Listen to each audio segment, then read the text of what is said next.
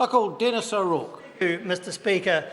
Initially, there are a few words I'd like to mention in favour of this bill. Firstly, it's short, concise, effective, common sense, necessary and annoys the young wet behind the ears member for the ACT Party. All of those are great advantages of this bill, and therefore New Zealand First will have no hesitation whatsoever in supporting it. And Mr Speaker, it is a common sense measure, because actions taken by Under-Secretaries, being politicians, ought to be subject to the fullest possible scrutiny by members of the public. And currently they can't do that because they are effectively protected from it by the way the current law is written, and that is wrong.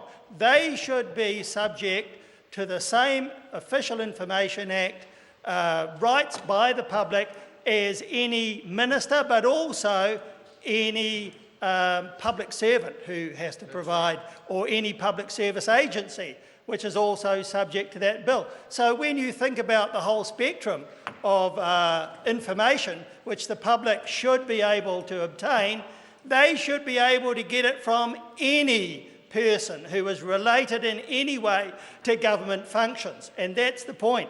And that's where Mr Seymour got it wrong, because it's not about delegations, it's not about who has responsibility for information, it's about who actually has information which the public wants to be able to access. And for that reason alone, they should be able to access it directly from Under-Secretaries in the same way they could access it from ministers or from bureaucrats or from government agencies. So as far as New Zealand First is concerned, it's unacceptable that people can be delegated government functions as politicians and yet be protected from the Official Information Act. So that's why we say it's common sense that this piece of legislation should pass. And Mr Speaker, this government has an extremely bad reputation for secrecy, and especially on its record with the Official Information Act. And only this week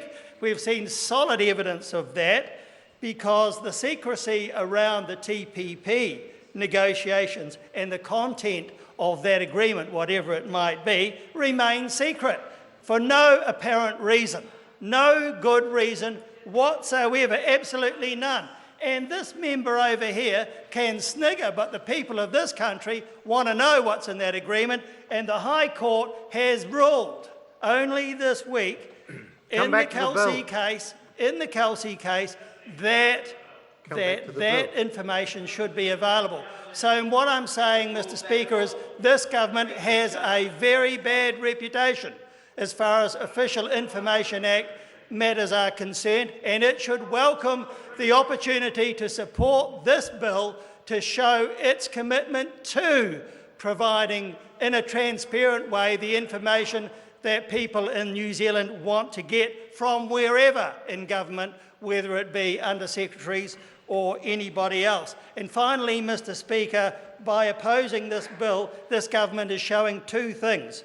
First of all, it believes it needs to protect its Under-Secretaries because of their sheer ineptitude in being able to do their jobs properly, and Mr Seymour falls directly in that category. He's only an Under-Secretary because of a political deal done with the National Party so that it could stay in office. Nobody would dream of putting a wet behind the ears MP like this in an Under-Secretary position. He simply can't handle it, and this government knows it, so it wants to protect him from the ravages of the Official Information Act.